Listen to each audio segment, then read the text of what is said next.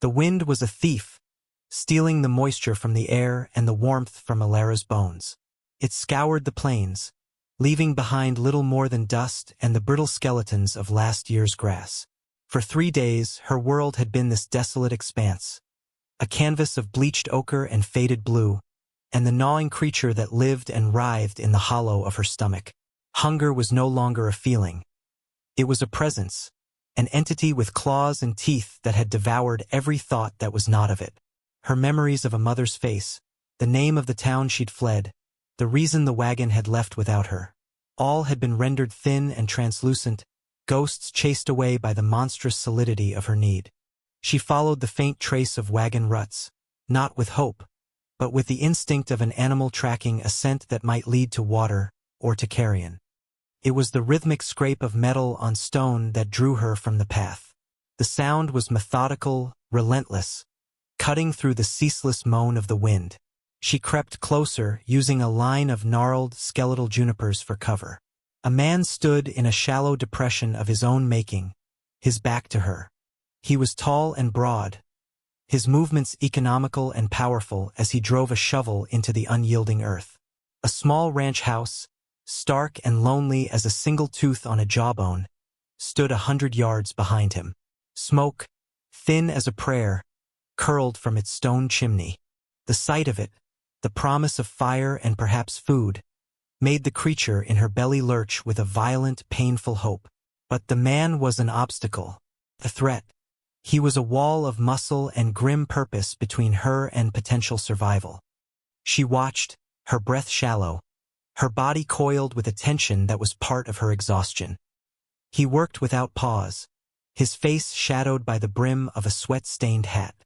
He seemed carved from the same unforgiving material as the land itself, all hard lines and stoic endurance. Finally, he set the shovel aside and leaned down, lifting a bundle wrapped in a pale, homespun blanket. It was small, impossibly small. He held it for a long moment, his head bowed, his entire form a study in stillness. Even from a distance, Alara could feel the weight of that stillness, a silence that was heavier and more profound than the mere absence of sound. He placed the bundle gently into the hole, his movements as tender as his digging had been harsh. He began to push the excavated earth back into the grave, the soft thuds of dirt landing on the blanket a final, terrible punctuation. Alara did not understand the ritual, not fully. She had seen death in the glazed eyes of starved cattle and in the stiff, feathered lumps that had once been birds. But this careful, solemn act was foreign. Her world was one of frantic survival, not reverent loss. All she knew was that the man's focus was absolute, and his pain was a palpable thing, an aura that shimmered around him like heat off the baked earth. And yet, her own pain was more immediate. The hunger was a physical agony, a fire that was consuming her from the inside out. Tears, hot and useless, began to well in her eyes. They were not tears of sorrow for the man or his small, shrouded burden.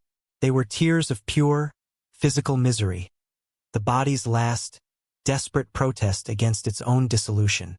She stumbled forward, out from behind the junipers, her legs unsteady. The man did not seem to hear her approach over the wind and his work. She stopped a few feet from the grave, a ragged specter of a child, all sharp angles and oversized, haunted eyes. The tears tracked clean paths through the grime on her cheeks. He finished his task, tamping the last of the soil with the back of his shovel, and only then did he seem to feel her presence. He straightened slowly, turning not to face her, but to stand beside the mound of raw earth. He did not look at her. He looked at nothing. The words tore from her throat, a dry, cracked whisper that the wind almost snatched away. "Do you also cry from hunger?" The man, Silas, did not move. The child's question hung in the air, so absurdly disconnected from the crushing reality of the moment that it seemed to bend the fabric of the world around them. Hunger. His son, Thomas, would never feel hunger again. He would never feel the warmth of the sun or the chill of the coming winter. He would never cry for any reason at all. The boy's fever had burned through him like a prairie fire, leaving only ash and this echoing silence. Silas had spent the last 2 days consumed by a grief so vast it had no edges, a black ocean in which he was drowning. And now, this scrap of a girl with her hollowed-out eyes was asking him about an empty belly, her own small tragedy a flickering candle against the inferno of his. He should have been angry. He should have told her to go, to leave him to the sanctity of his sorrow. But when he finally turned his head and looked at her, he saw not an intrusion, but a mirror. He saw the same stark, skeletal truth of survival stripped bare of all sentiment. Her ribs were a cage beneath her tattered dress, her skin stretched tight over a face that should have still held the roundness of childhood. He saw the way she stood, braced against a pain so constant it had become a part of her. He recognized it. It was a different pain, a different emptiness, but it was hewn from the same rock. He planted the shovel in the ground beside the small grave, a temporary marker. Then, without a word, he turned and gave a short, sharp jerk of his head toward the house. It was not an invitation. It was a command, a simple statement of the next necessary action. Elara flinched but did not run. Fear was a luxury she could no longer afford. Desperation was her only guide, and it told her to follow. She trod carefully behind him, her bare feet silent on the packed dirt. The house was larger up close, its timber walls chinked with mud, its windows 2 vacant eyes staring out at the unforgiving land. Inside, the silence was even more pronounced. It was a clean place, orderly, but filled with the palpable absence of life. A woman's touch was evident in a neatly stitched quilt folded over a rocking chair, but the chair was still. A small pair of boots sat by the hearth, scuffed at the toes, waiting for feet that would not return. Silas moved to the stone fireplace where a pot of water was heating. He took a tin cup from a shelf, poured some of the hot water into a bowl, and crumbled a heel of dark bread into it, adding a spoonful of rendered fat. He set the bowl on the rough-hewn table, then turned his back to her, busying himself by the fire, affording her the dignity of not being watched as she ate like a starved wolf. Elara hesitated for only a second before falling upon the meager meal. The warm, greasy mush was the most magnificent thing she had ever tasted. It did not fill the void inside her, but it quieted the creature, soothing its claws. She ate, and he stoked the fire, and the silence between them was a language of its own, a shared understanding of emptiness. Days bled into a week, then 2. No words were exchanged beyond what was absolutely necessary, and often not even that. A gesture, a look was enough. A pattern emerged from the quiet. He would rise before dawn, and she would wake to the smell of coffee and the sound of his boots on the floorboards. He would leave a piece of bread and a slice of dried meat on the table for her before heading out to tend his few cattle and the fences that perpetually needed mending. Elara, in turn, found her own rhythm. She swept the porch. She collected eggs from the 3 nervous hens in the coop, cradling them like precious jewels. She pulled weeds from the small, struggling garden behind the house. They were small tasks, the work of a ghost, but they were an anchor. They were her payment for the food, for the roof, for the silence that did not threaten. She watched him constantly, studying him as she had once studied the sky for signs of rain. She saw the way his hands, though calloused and rough, could be gentle as he re-wrapped a horse's leg. She saw the way he would sometimes stop his work and stare at the small mound of earth on the hill, his shoulders slumping with a weight she could not see but could now begin to imagine. His grief was not a storm. It was a climate. He lived within it every day, and in the quiet observation of his steadfast sorrow, her own frantic, desperate hunger began to recede. It was replaced by something else, a slow dawning awareness that there were other ways to be empty. The color of the sky began to change. The relentless, washed-out blue of summer deepened into a bruised, ominous purple that clung to the horizon. The wind, once a hot, dry breath, now carried a sharp, crystalline edge that spoke of ice and snow. The land was preparing to trade one cruelty for another. Silas seemed to feel the shift in his very bones. His already tireless work ethic intensified into a grim, focused urgency. The rhythmic ring of his axe echoed from sunup to sundown as he split and stacked a mountain of firewood against the side of the house. He moved with a relentless efficiency, reinforcing the barn doors, checking the seals on the windows, hauling sacks of feed into the relative shelter of the lean-to. Alara watched him, a new feeling stirring within her. It was not fear of the coming cold, but a nascent sense of responsibility. This place, this silent man, this fragile piece. It was all she had. For the first time in her life, she felt the urge not just to take, but to protect. She began to help without being asked. Her body, no longer skeletal but still wiry and thin, had gained a surprising strength from weeks of steady food and labor. She carried armloads of kindling, her small frame straining but determined. She learned to mimic the way he tied knots to secure a flapping piece of canvas over the chicken coop. He never acknowledged her help with words, but he would leave the ropes she needed in a neat coil by the door, or place a smaller, lighter axe where she could reach it. They worked in a strange, silent tandem, two solitary figures moving against the backdrop of a vast, impending threat. The storm arrived not with a sudden fury, but with a creeping, insidious chill. The sky turned the color of lead, and the world grew unnaturally still. Then the first flakes began to fall, large, wet, and heavy. Within an hour, the flakes had become a blinding, horizontal torrent, and the wind had risen to a keening shriek that sounded like a legion of grieving spirits. The world beyond the cabin windows dissolved into a churning vortex of white. They were sealed in, the small house a fragile vessel in a raging, frozen sea. The storm howled for 2 days. The wind clawed at the walls, and the cold was a physical presence, seeping through every crack. They kept the fire roaring, the light flickering over their two silent forms. The storm was the only thing making a sound. And then, a new sound broke through the gale. A sharp, violent crack, followed by the groan of tortured wood, coming from the direction of the barn. Silas was on his feet in an instant, his face a mask of grim resolve. Alara's heart seized.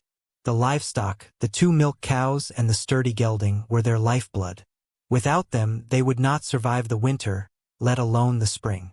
He pulled on his heavy coat and gloves, his movements swift and sure. He paused at the door and looked at her. It was the first time he had met her gaze directly for more than a fleeting second.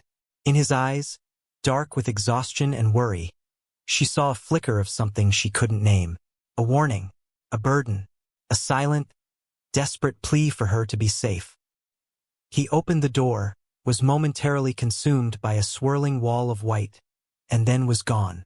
The door slammed shut, leaving Alara in the sudden, roaring silence of the cabin, more alone than she had ever been.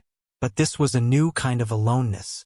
It was not the desolation of abandonment, but the terrifying vigil of waiting for someone to return. She would not simply wait. She was no longer that girl. She stoked the fire until it blazed, put the last of their water on to boil, and began to tear strips from a worn-out shirt, preparing bandages for wounds she prayed would not exist. Time stretched and warped in the flickering firelight. Every shriek of the wind sounded like a man's cry. Every shudder of the cabin felt like a final collapse. Alara fought a rising tide of panic, a cold dread that was 1,000 times worse than the hunger she had once known.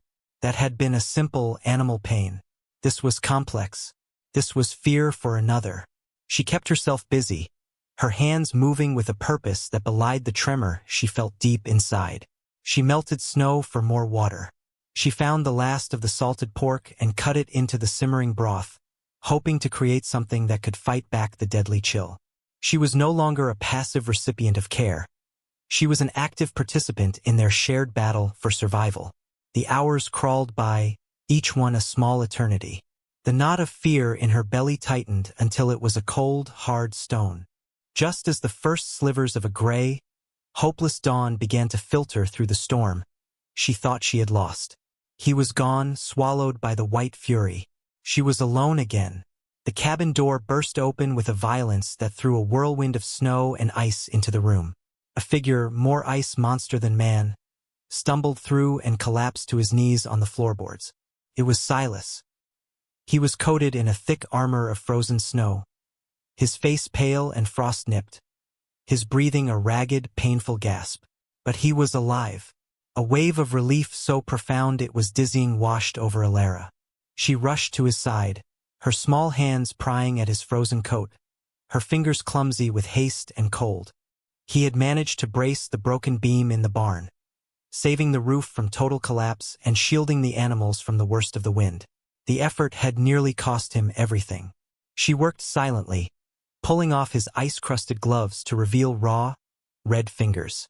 She helped him to the chair by the hearth and ladled the hot, fatty broth into a mug, pressing it into his trembling hands. He drank, the warmth slowly seeping back into his exhausted frame. As she tended to him, a fundamental shift occurred. She was not the foundling, and he was not the savior. They were two people, bound by the shared crucible of the storm, each holding the other's survival in their hands. When the storm finally broke, it left behind a world of stunning, pristine silence. The sun rose on a landscape buried in a deep, immaculate blanket of white. The light that streamed through the window was clean and bright, chasing the last of the shadows from the corners of the small room. Silas, wrapped in the quilt from the rocking chair, sat at the table. The deep lines of grief were still etched on his face, but they were softened now by an equally profound exhaustion. Alara stood by the window, looking out at the transformed world. The small, mounded grave was gone, hidden beneath the perfect, unbroken snow, as if the land itself had granted it a peaceful shroud. The silence in the cabin was different now. It was not the heavy, oppressive silence of loss, but the soft, comfortable quiet of shared endurance. Silas cleared his throat, the sound rough and loud in the stillness. He looked at her, his gaze clear and direct. "The boy," he said, his voice raspy from disuse. His name was Thomas. It was an offering, a key to the locked room of his sorrow. He was sharing the name of his emptiness. Alara turned from the window and met his eyes. She did not offer words of comfort she did not possess. She simply gave a small, slow nod of understanding, accepting the weight of the name and the trust that came with it. She no longer wondered if he cried from hunger. She knew now that there were hungers of the soul, vast and aching voids that no amount of food could ever fill. She had learned that a shared silence could be a conversation, that a bowl of soup could be a promise, and that a steady presence in the heart of a storm could be the beginning of a home. Together, they looked out at the bright, silent morning, a man who had been hollowed out by loss and a girl who had been defined by lack, finding in each other a reason to face the rising sun.